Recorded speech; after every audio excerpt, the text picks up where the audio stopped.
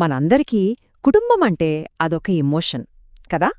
కాని ఒక సామాజిక శాస్త్రవేత్త దృష్టిలో చూస్తే అది సమాజమనే ఒక పెద్ద బిల్డింగ్కి ఫౌండేషన్ లాంటిదే అనమాట. మరి వాళ్ళు ఈ నిర్మాణాన్ని ఎలా చూస్తారు, ఎలా అనలైజ్ చేస్తారు, దానిలోని లోతైన అంశాలేమిటి? రండి, ఈరోజు మనం దాని గురించే వివరంగా తెలుసుకుందాం. ఈ విశ్లేషణలో మనం 4 ముఖ్యమైన విషయాలు చూద్దాం. ఫస్ట్, అసలు కుటుంబం అనే మాటకు అర్థమేంటి? తర్వాత, ప్రపంచవ్యాప్తంగా ఇది ఎన్ని రకాలుగా ఉంది, అలాగే సమాజంలో దాని రోలేంటి? ఇక చివరగా, ఈ మోడర్న్ వరల్డ్ కుటుంబాన్ని ఎలా మారుస్తోంది? పదండి, ఈ జర్నీ స్టార్ట్ చేద్దాం. ఓకే, మనం మొదటి విభాగానికి వచ్చేసాం. ఏదైనా ఒక టాపిక్ గురించి లోతుగా తెలుసుకోవాలంటే ముందు దానికి ఒక క్లియర్ డెఫినిషన్ ఉండాలి. సోషియాలజీ ప్రకారం అసలు కుటుంబం అంటే ఏమిటి? ఈ డిస్కషన్కి ఒక బేస్ కోసం మైక్ ఎవర్ మరియు పేజ్ ఇచ్చిన ఈ డెఫినిషన్ని చూద్దాం. వాళ్ల ప్రకారం కుటుంబానికి 3 మెయిన్ పిల్లర్స్ ఉంటాయి. ఫస్ట్, ఒక సెక్షువల్ రిలేషన్షిప్. ఇది కేవలం ఒక బంధం కాదు, సొసైటీ యాక్సెప్ట్ చేసింది.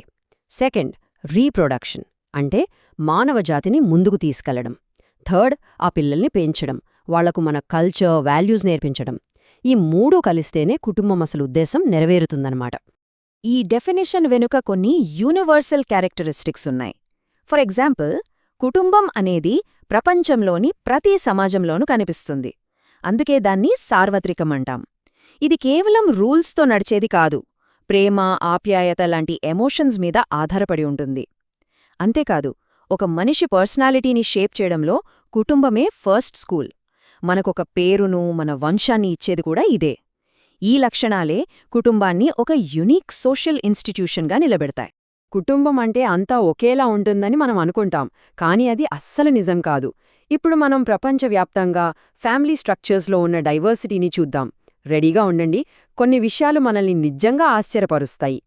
సరే, ఫస్ట్ క్లాసిఫికేషన్ సైజ్ మీద ఆధారపడి ఉంటుంది. ఇప్పుడు మనకు మోడర్న్ సిటీస్లో ఎక్కువగా కనిపించేది న్యూక్లియర్ ఫ్యామిలీ, అంటే చిన్న కుటుంబం. ఇందులో తల్లిదండ్రులు ఇంకా పెళ్లి కాని పిల్లలు మాత్రమే ఉంటారు. దీనికి కంప్లీట్ ఆపోజిట్ ఏంటంటే ఎక్స్టెండెడ్ లేదా జాయింట్ ఫ్యామిలీ. ఇక్కడ చాలా తరాల వాళ్ళు ఒకే ఇంట్లో కలుసుంటారన్నమాట. తాతయ్యలు, బాబాయ్లు, వాళ్ల పిల్లలు అందరూ. ఇప్పుడు పవర్ గురించి మాట్లాడుకుందాం. ఫ్యామిలీలో ఫైనల్ డెసిషన్ ఎవరిది? పెట్రియార్కల్ సిస్టమ్, అంటే పితృస్వామ్యంలో తండ్రి లేదా ఇంట్లో పెద్ద మగాయనే హెడ్ ఆఫ్ ది ఫ్యామిలీగా ఉంటారు.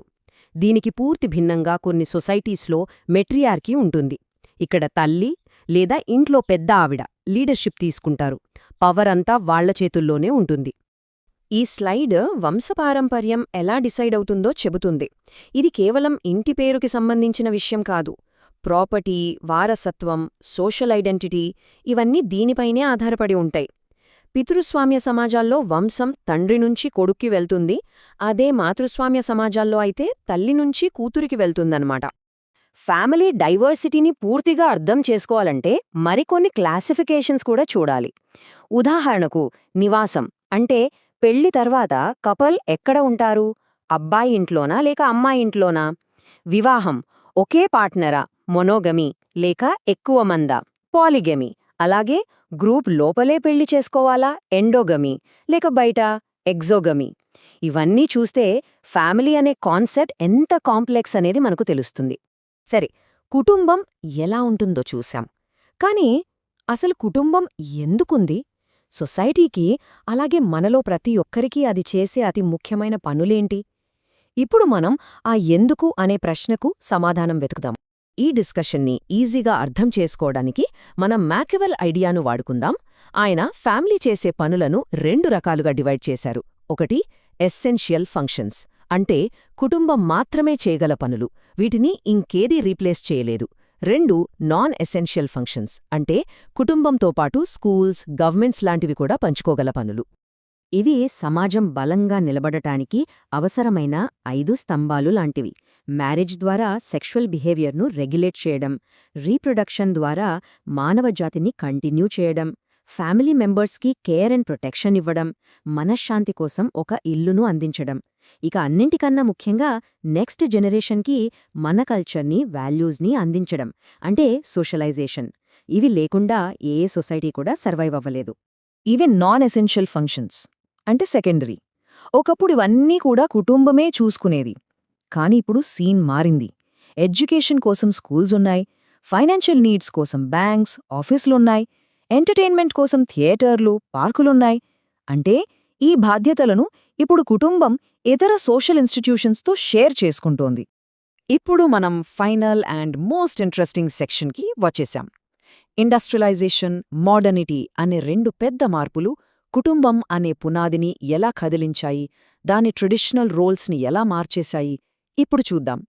మోడర్నిటీ తెచ్చిన అతిపెద్ద మార్పు ఇదే. ఒకప్పుడు ఫ్యామిలీ అనేది తనకు కావలసిన ఫుడ్, బట్టలు, వస్తువులు అన్నీ తానే తయారు చేసుకునే ఒక ప్రొడక్షన్ యూనిట్. కాని ఇప్పుడు అది ఒక కన్జంప్షన్ యూనిట్గా మారింది. అంటే మనకు కావలసినవన్నీ మనం బయట మార్కెట్లో కొంటున్నాం. ఇది కుటుంబం యొక్క ఎకనామిక్ స్ట్రక్చర్నే పూర్తిగా మార్చేసింది. ఈ తేడాను చూడండి. గతంలో కుటుంబం ఒక ప్రొడ్యూసింగ్ యూనిట్. తమకు కావలసినవి తామే పండించుకునేవాళ్లు. ఇల్లు అనేది ఒక వర్క్షాప్ లాంటిది. కాని ప్రస్తుతం ఫ్యామిలీ ఒక కన్జ్యూమింగ్ యూనిట్. మనకు కావలసిన ప్రతిదీ మార్కెట్ నుంచి కొంటున్నాం. దీనివల్ల కుటుంబం యొక్క ఆర్థిక ప్రాముఖ్యత చాలా వరకు తగ్గిపోయింది. ఎడ్యుకేషన్ విషయంలో కూడా మనమొక డ్రమాటిక్ చేంజ్ చూడొచ్చు. ఒకప్పుడు ఇల్లే ఫస్ట్ స్కూల్, పేరెంట్సే ఫస్ట్ టీచర్స్. భాష దగ్గర్నుంచి మర్యాదల వరకు అన్నీ అక్కడే నేర్చుకునేవాళ్లం. కాని ఈరోజు ఆ బాధ్యత స్కూల్స్, కాలేజెస్ లాంటి ఫార్మల్ ఇన్స్టిట్యూషన్స్కి షిఫ్ట్ అయిపోయింది. నాలెడ్జ్ సెంటర్ అనేది ఇంటి నుంచి క్లాస్ రూమ్కి మారిపోయింది. ఎంటర్టైన్మెంట్ కూడా ఇంటి 4 గోడల మధ్య నుంచి బయటికి వెళ్ళిపోయింది. ఒకప్పుడు సాయంత్రాలు ఫ్యామిలీ మెంబర్స్ అందరూ కలిసి కబుర్లు చెప్పుకోవడం, పాటలు పాడుకోవడం లాంటివి చేసేవాళ్లు.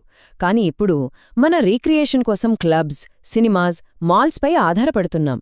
కుటుంబంతో గడిపే సమయం తగ్గి బయటి ప్రపంచంతో పెరిగింది. సరే, మన విశ్లేషణను ఈ ఆలోచింపజేసే ప్రశ్నతో ముగిద్దాం. సమాజం మారుతూనే ఉంది. దానితో పాటే కుటుంబమనే ఈ బేసిక్ ఇన్స్టిట్యూషన్ కూడా తన రూపాన్ని మార్చుకుంటూనే ఉంది.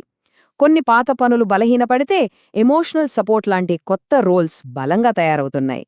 మరి ఫ్యూచర్లో కుటుంబం ఎలా ఉండబోతోంది? ఇది మనందరం ఆలోచించాల్సిన ప్రశ్న.